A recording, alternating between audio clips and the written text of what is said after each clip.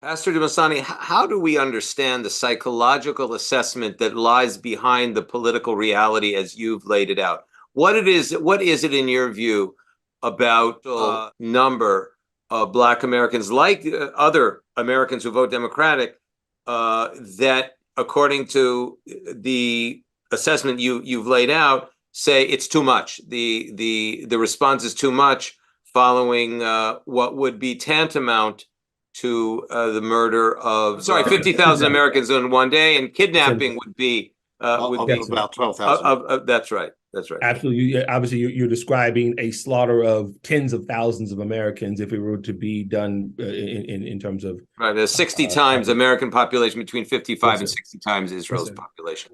Because the Palestinian leaders, starting with the Arab world first, right, when it came to Israel's the beginning of the Arab-Israeli wars, but especially as you get into the 60s, the conflict was pretty much explained in the context of race to the West. Right, that Israelis are.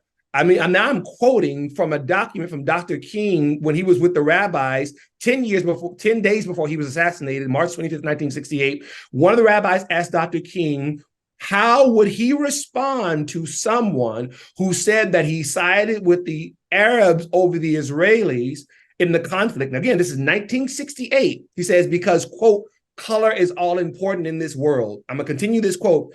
In the editor's opinion, this was an editor of a Black magazine. It's a Black editor of a Black magazine. He said he believed that Arabs were a people of color and the Israelis were white Europeans. Now, again, gentlemen, 1968, this distortion of reality, right? There's no discussion around that. By 1968, the Mizrahi Jews of Algeria, of Yemen, you have Israel already at this time. A slight majority of the Israeli Jews there in the country are actually of Mizrahi descent, though North African, Middle Eastern descent.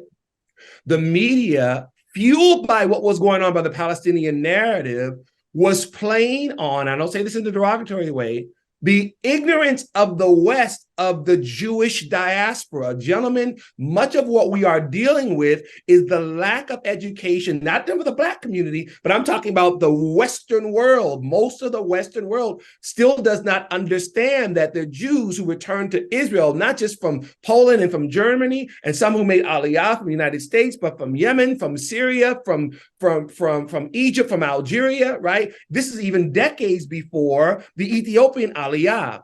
Because most people aren't aware of that, and because the media has continued to push that narrative, and what I mean push the narrative, I'll just use one example. It's the most pertinent one. When Yasser Arafat took the helm of the PLO in 1969, ironically, a year after Dr. King's assassination, Dr. King was a staunch Zionist and spoke for the vast majority of the Black civil rights community. One of the first things that Yasser Arafat did was reach out to the younger, more militant wing of the Black civil rights community, like the Angela Davises, like the Eldridge Cleavers of the Black Panthers. And what was his narrative? His narrative was, these Israelis are white Europeans who've come to steal, colonize, and impose an imperial reality on the brown Arab Palestinians. That was a lie then. Almost 60 years later, gentlemen, we're dealing with that lie institutionalized. It's in our schools and our colleges. It's in our media. This is much of, Dan, a longer answer to what you're saying. This is a lot of, in my opinion, our opinion, why you get those types of responses to something like October the 7th.